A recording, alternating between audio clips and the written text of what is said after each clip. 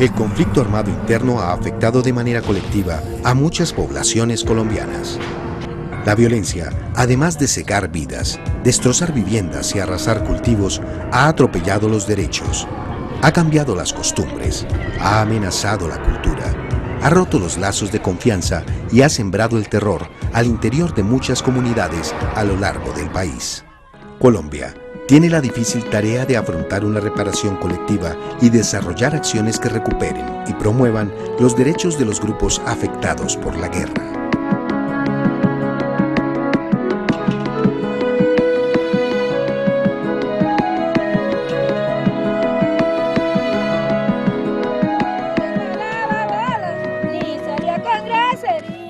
Yo no le paraba bola, ni salía con grosería. Ahora que me ha dado cuenta, y en verdad es la realidad. Ahora que me ha dado cuenta, y en verdad es la realidad.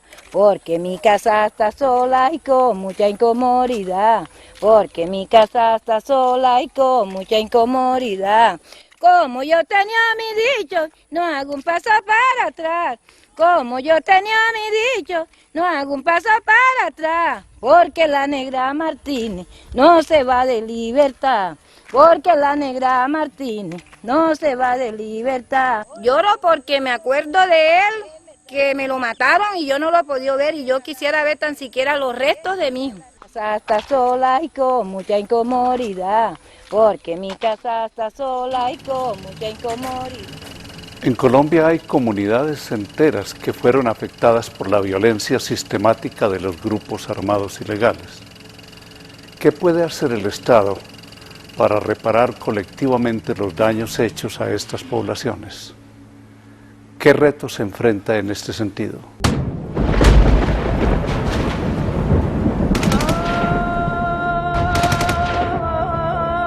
Lo torturaron y lo mataron. Quedamos sin familia en la zona. 6.000 niños huérfanos.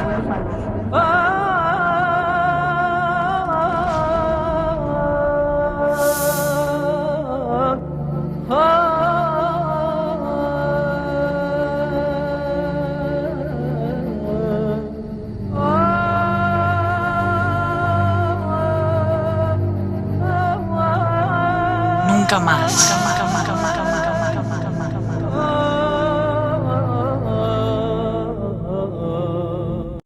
Salida para libertad. Salida para libertad, libertad. Libertad abajo, bola. Libertad en. Tenemos permiso ahí que hacer verde que me voy a sentar. Están por ahí. Salida para libertad, tampoco. Salida para libertad, libertad de salida, libertad de salida, salida para libertad. Mi nombre es Adriana María Porras Murillo, enfermera. Libertad, libertad para mamá, de salida.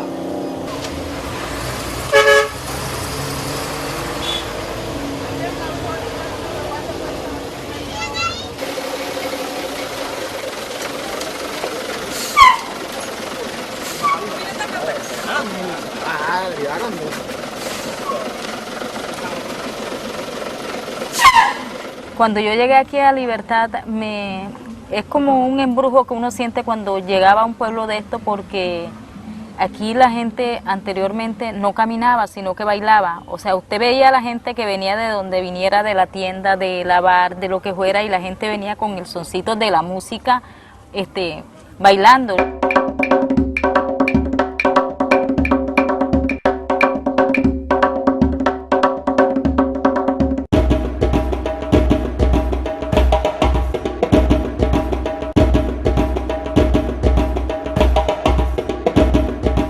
Aquí el que venía se amañaba, como dicen acá, y uno, lo bueno del cuento es que uno venía con otras costumbres, pero uno terminaba enrollado en las mismas costumbres de acá. Bueno, unos viven de la pesca, otros de la agricultura, unos viven de trabajos varios. Y se divierten los fines de semana en la casetica, tomándose sus cervecitas, sus traguitos en las cantinas. Un pueblo alegre, Dedicadito a las fiestas y al trabajo siempre, sí.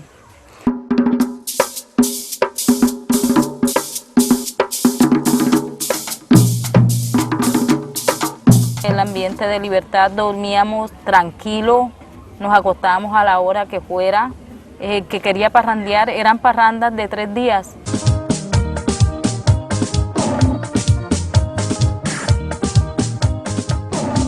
Y la pasaba chévere, y de un lado seguíamos para el otro lado del compadre o del amigo a hacer el sancocho de gallina o a matar un animal, pero total era que seguíamos la rumba, sobre todo en diciembre.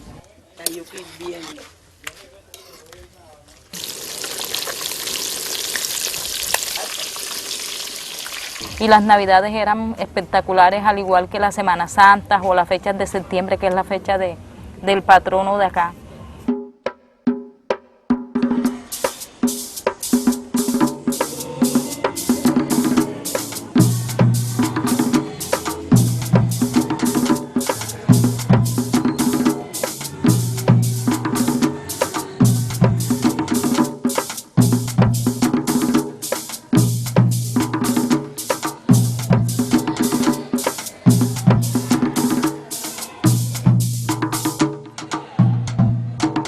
Lo primero que yo quisiera decir es que cuántos colombianos y colombianas saben qué es Libertad.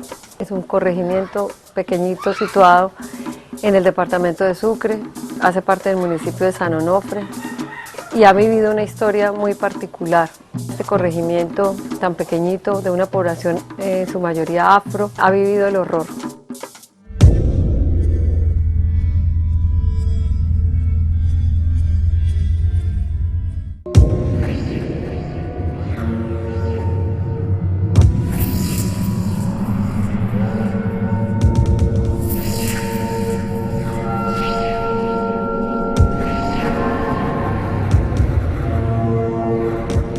Ellos por ahí en los años 95-96 empezaron a lanzar los panfletos por acá, pero ellos no se veían, sino que aparecían como que era que entraban en la noche y eso.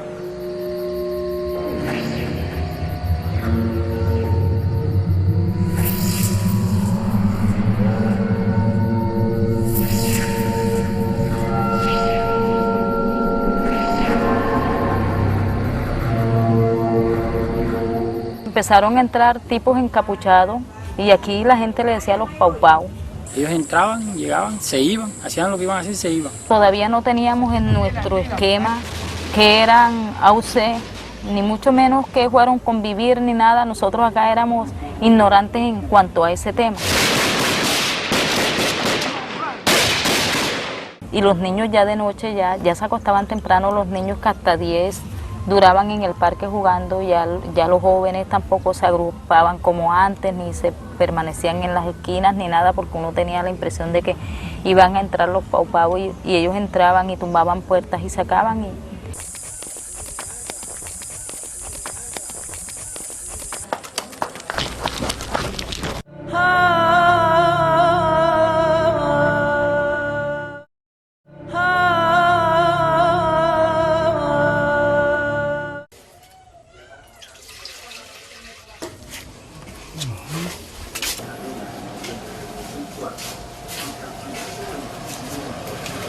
Niña, toma el café.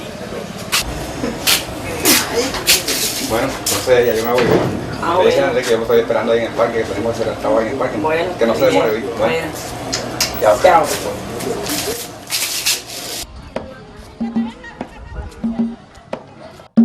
Jesús vivía aquí, el hermano mío, el que asesinaron, él vivía aquí con la mamá mía, que ya sí estaba acá. Cuando ellos llegaron aquí la primera vez, llegaron como a mitad de semana, un jueves, un miércoles, jueves, por ahí. Llegaron a golpe de 6 de la tarde, buscando al señor Jesús Banquet. Era un pastor evangélico que tuvo la infortunia de ir a denunciar a la fiscalía. Entonces la primera vez por acá apareció un panfleto donde habían 50 personas en lista que iban a asesinar. Ahí aparecían personas que de verdad no tenían, eran personas sanas. Entonces él, pues en su compromiso social, se imaginaría él que estaba haciendo lo mejor. Pues y fue, eso supuestamente fue lo que le causó la muerte a él. Se lo sacaron y se lo llevaron y lo fueron a asesinar por allá por la embocada al Playón, en el municipio de María la Baja. A él apareció como a los 3 días muerto. Sí, mi hermano fue el primero que murió aquí a causa de los paramilitares.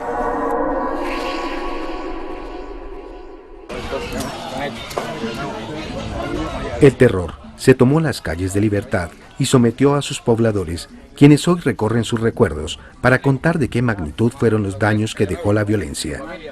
Este es un primer paso para determinar cuál debe ser la reparación colectiva apropiada para su comunidad. Bueno, vamos a hacer un montadito por aquí.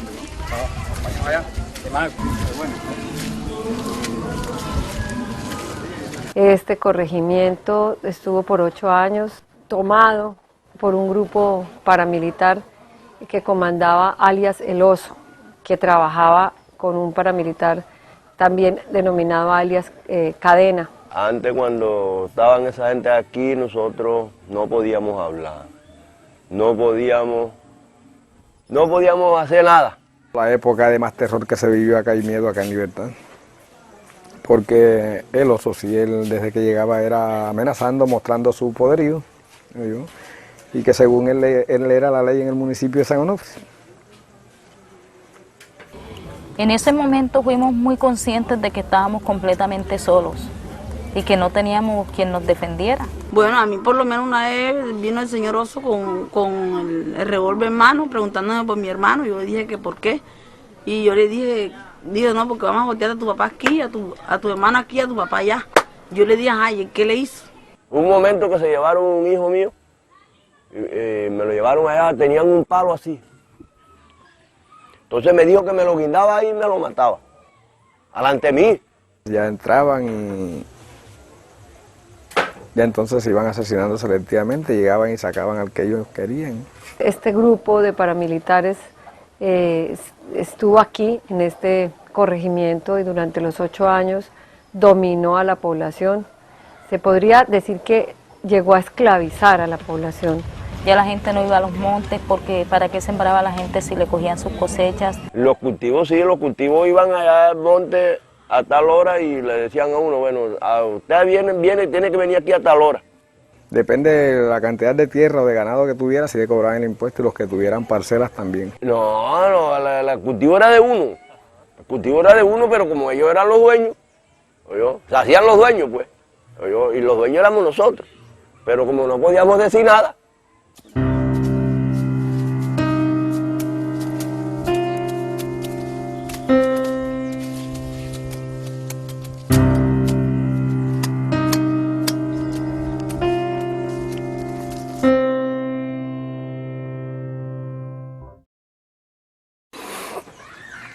Hubo una época que se vivió aquí que nadie quiere recordarla.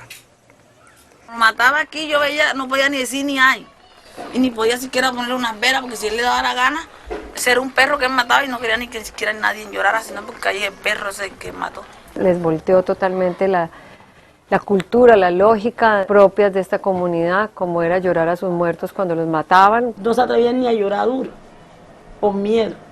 Aquí la cultura siempre fue cuando un muerto se muere le hacen su velorio, se llama acá, que es un novenario que llaman para otras partes. Se entierra el muerto y se le reza 9 días, 9 noches.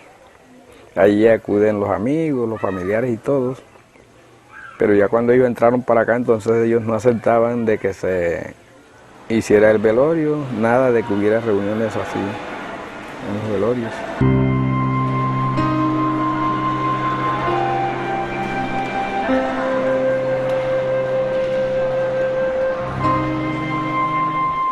Aguantaba uno 9 noches velando, las casas llenas, en el día no cerraban las puertas, ni las casas vecinas, ni nada, todo eso estaba abierto. Los vecinos iban, llevaban agua, llevaban leña, ayudaban en las casas.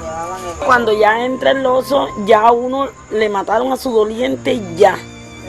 No se hizo una noche de velorio, no se hizo nada porque uno no podía acostarse ni a las 9 de la noche, porque si ellos llegaban y encontraban ahí velando, ¿sabes?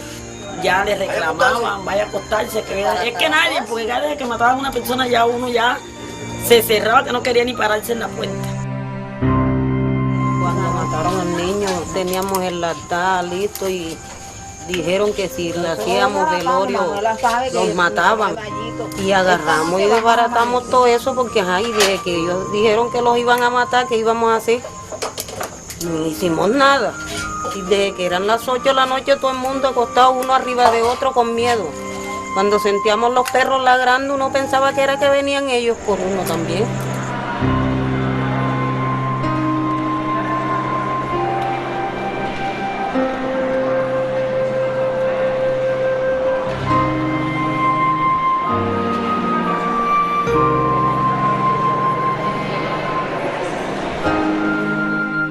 Hoy lo último de mi hijo, vale, hoy es la última noche, vale. Ya hoy se despide mi hijo, vale. Ay, hombre, qué dolor grande, vale. Acabó mi hijo y ni me duele porque ni lo he visto. El dolor no se me quita, mi hijo.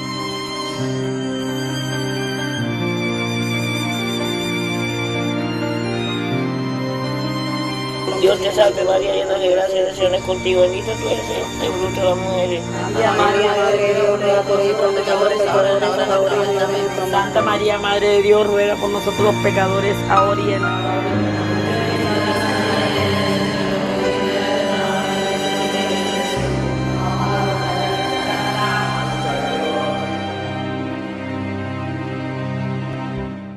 Llegó al punto de prohibirles las costumbres. Esa libertad que nosotros conocimos al principio, esa libertad parrandera, eso quedó atrás. Los obligó a hacer trabajos forzados, tuvo acciones contra la integridad física y sexual de las mujeres.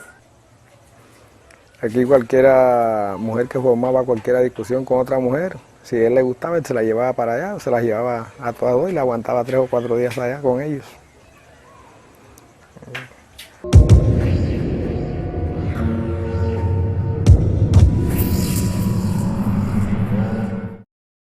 Cadena organizó reuniones en Rincón y en La Brisa, donde muchos de nuestros representantes del Estado estuvieron con él ahí. Y pues cuando en los tiempos de elecciones ya nosotros sabíamos que teníamos que votar por quien el oso nos indicara que votáramos, porque si no nos mataba. Cuando hace presencia acá el alcalde, vino diciendo de que él no sabía nada de lo que estaba sucediendo acá en Libertad. Pero ¿cómo no sabe él lo que está sucediendo acá en Libertad si la misma alcaldía es la que viene a hacer el levantamiento de los cadáveres? Se lo llevan en unos volteos de la alcaldía y la alcaldía es la que le dan los ataúdes allá. Si él no sabe que hay esa violencia acá en Libertad, ¿por qué no manda a averiguar tan siquiera al secretario de Salud qué epidemia está atacando al pueblo que está muriendo tanta gente? Mire, la realidad es que quizás si esa gente hubiera durado más acá, Libertad fuera un pueblo fantasma. Nosotros vivíamos mal. Nosotros les quitaron todo lo que teníamos. Se los quitaron, que andamos nosotros aquí, bueno, que pasando más necesidad que cualquier. Este corregimiento era pobre, pero ahora no es pobre, sino es indigente, es totalmente miserable.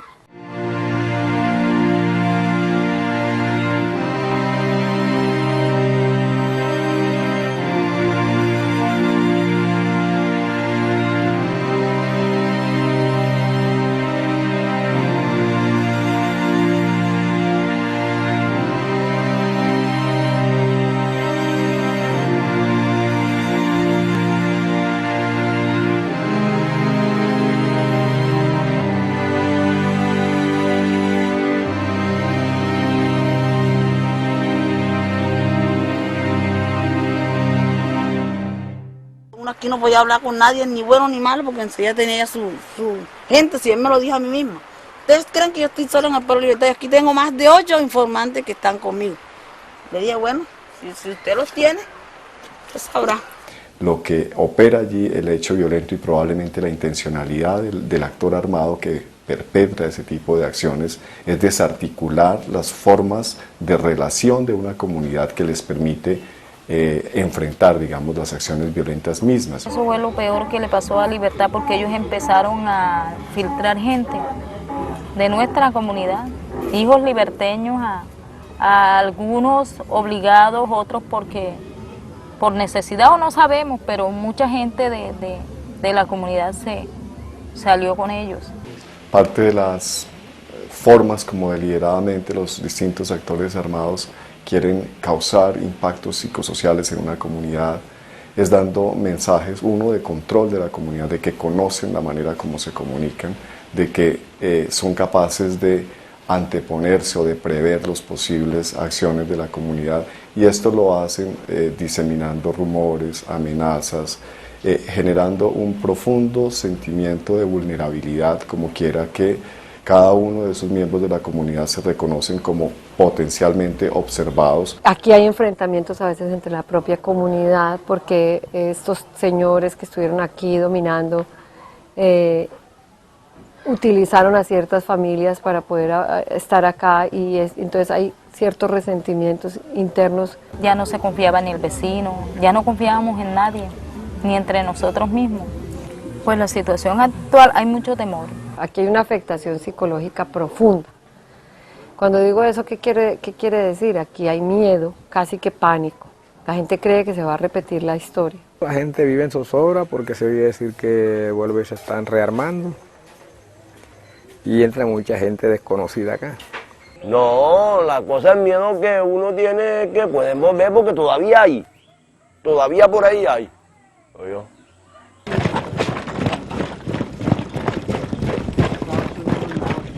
Que todavía vivimos con miedo, pero estamos más quietos. Y es que hay muchas frustraciones todavía de las personas y la impotencia de ver a la gente perdido sus costumbres y no poderlo expresar, no poderlo expresar. Aquí se ha perdido el ánimo de todo. El mismo voy a cantar.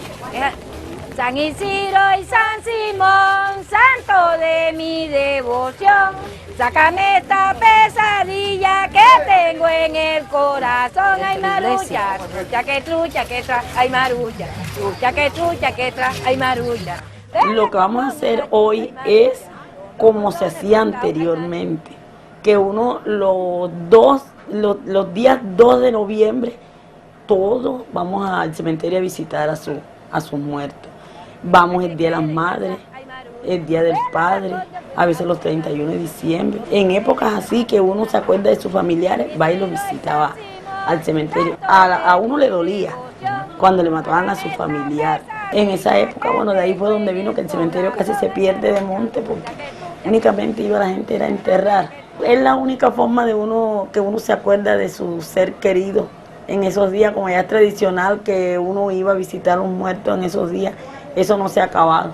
San Isidro y San Simón, santo de mi devoción, sácame esta pesadilla que tengo en el corazón. Ay, marucha, trucha que tra, ay, marucha, trucha que tra, ay, marucha. Dele cordón a la chucha, ay, marucha. ¿Cómo que quiere casar? Ay, marucha. Dele los labios pintados, ay, marucha. Es menor que ay, marucha. Dele los labios pintados. Pues daño psicológico fue eminente en esa época y creo que ahora se está evidenciando mucho más porque eso no se ha podido superar. Primero porque no hemos tenido un apoyo de nadie que empiece a trabajar el tema psicológico y de salud mental de la gente, que es para mí en estos momentos es lo prioritario. ¡Mamá! ¡Hito! ¡Mamá! ¡Oh, mía, ¡Oh, mía!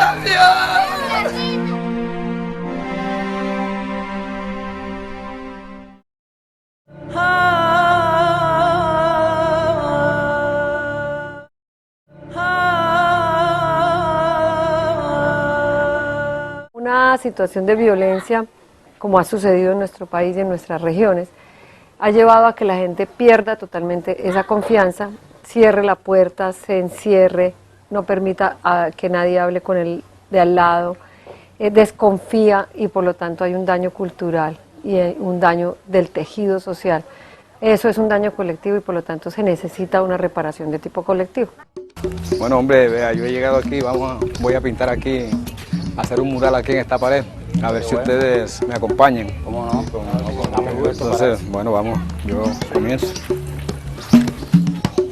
La reparación colectiva busca reconstruir el tejido social de las comunidades afectadas por hechos de violencia, que en algunos casos, como el de Libertad, se prolongaron por varios años.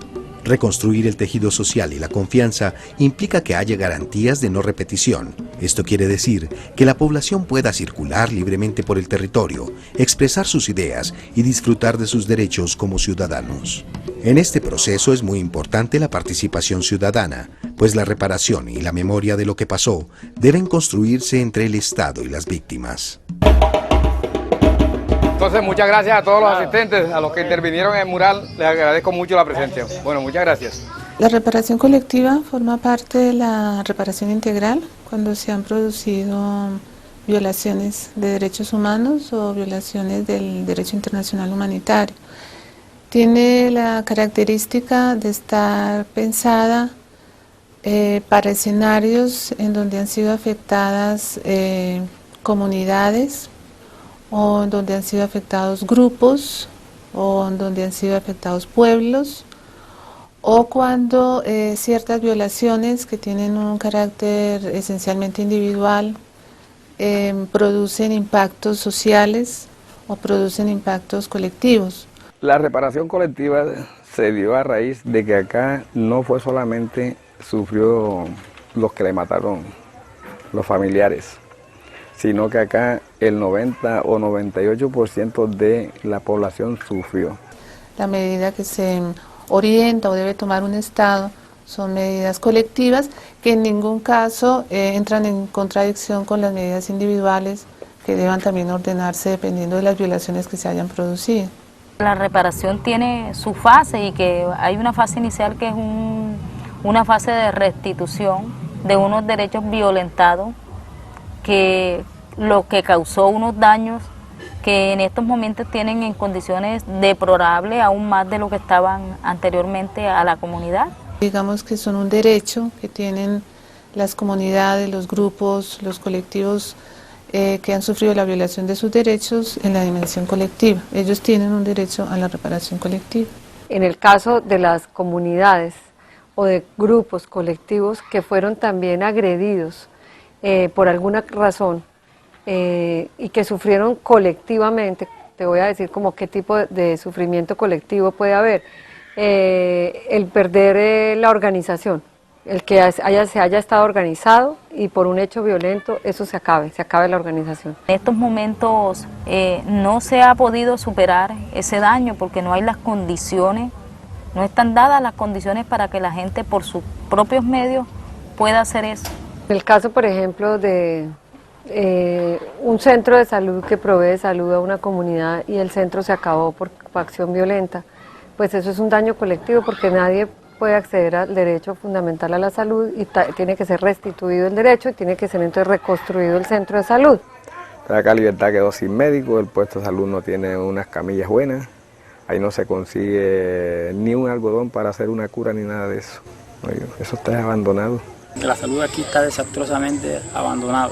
No, que nos hagan un centro de salud como se debe. Y que nos pongan algo a trabajar para que la vida de uno cambie, que no sea la vida que el oso nos dejó todo como no es.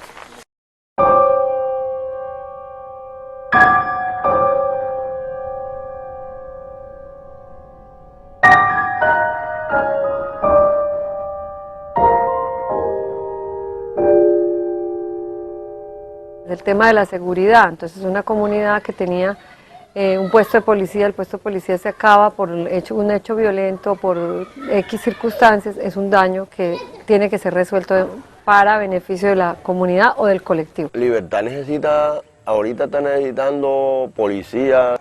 Y más porque la gente no cuenta con el apoyo del gobierno de montar un puesto de policía acá, nada de eso.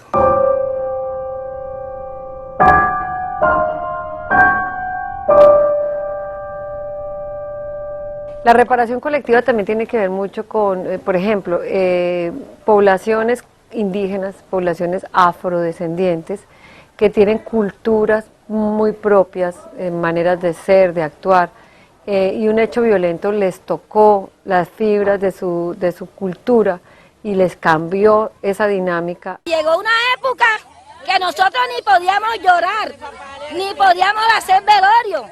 ni podíamos hacer nada. ¿Y por qué? ¿Por qué? Porque los impidían que murieran y uno no podía ni llorar.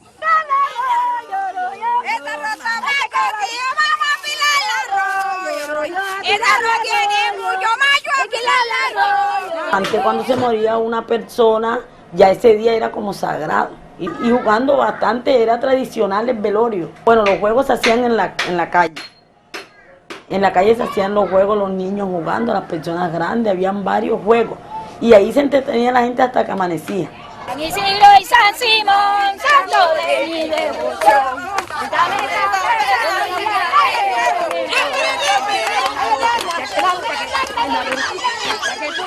Todas esas situaciones tenemos que trabajarlas para poder decir que estamos haciendo un proceso de reparación. Por eso digo, no es tan rápido, no es de un día para otro, no es llegar y ponerles aquí un parque y decir, no, es que ya esa es la reparación, no. Reparar realmente tiene varios componentes, como ya ustedes lo conocen, es la rehabilitación psicológica, la rehabilitación física en algunos casos, es la restitución de los derechos, es la satisfacción. Aquí no podríamos decir que el pueblo está satisfecho porque todavía no ha tenido un proceso de reparación. Es también la memoria, cómo vamos a reconstruir la memoria de lo que pasó para que nunca más vuelva a suceder. O sea, cómo evitar que esta población jamás vuelva a tener episodios como los que tuvo. Y es también garantizar la seguridad y lo que se llaman en reparación garantías de no repetición. Esperamos que el gobierno nacional en este momento se recuerde de San Carlos. Y si a nosotros nos tratan bien, los demás van a regresar.